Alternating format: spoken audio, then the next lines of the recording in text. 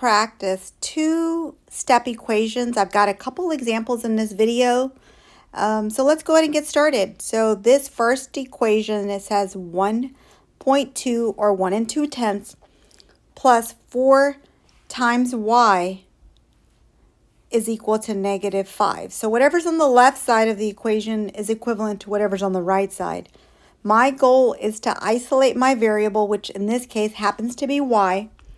I'm going to use inverse operations to isolate the y.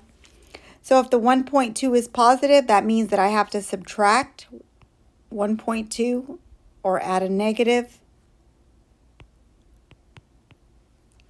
So my new equation would be 4y is equal to -6.2. Okay, and I came up with -6.2 because I look at it as I owe somebody $5. I go back and borrow another $1.20. Now I owe them $6.20. All right, so I didn't get y by itself. I know what 4y is, but my ultimate goal is 1y. So if it's 4 times, the inverse would be divide.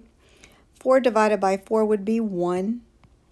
Okay, so now I'm left with y equals 6.2 over 4. So I want to make that smaller before I actually divide. So what I'll do is I'll divide the numerator and the denominator by 2. And I knew 2 because they were both even. So this becomes -3.1 and this becomes 2. So now I'll move over and go ahead to the right so I could solve. So our divisor is not a decimal, so we're good to go.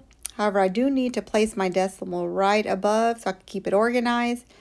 2 goes into 3 once. 1 times 2 is 2. So I'm choosing to ignore the negative. Obviously, do whatever your teacher tells you to do, but I don't want to deal with it yet. So I'm just pretending it's not there so I can just do the basic math. So 2 from 3 is 1. I'm going to bring down this 1. My new division problem is 11 divided by 2. How many 2's can fit into 11? 5. 5 times 2 is 10. Normally, I would stop here. However, I'm going to go ahead and just add a 0. And then 10 divided by 2 is 5. So that tells me that y is equal to -1.55 or -1 55/100. All right, we got one more example. I'm going to teach it probably different than your teacher does. I like to use visuals as much as I can so we can see it. The first thing I want to do is get rid of the -6. So I'm going to add 6 to the left, add 6 to the right. So my new one-step equation is 2/3 of m or times n is equal to 18. I want to solve for m. I want to know what 1m is equal to, not 2/3 of m. So this is where the part where I use a visual representation. We all know how to draw 2/3. So we shade in 2 of them.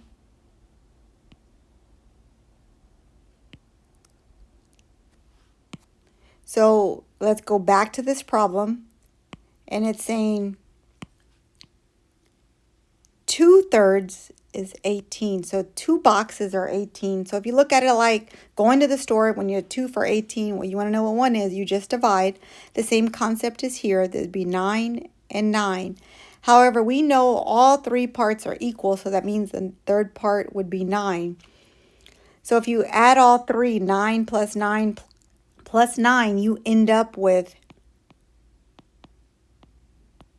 27. Okay, so I hope this helped. If it did, I would recommend that you subscribe to my channel. Thanks.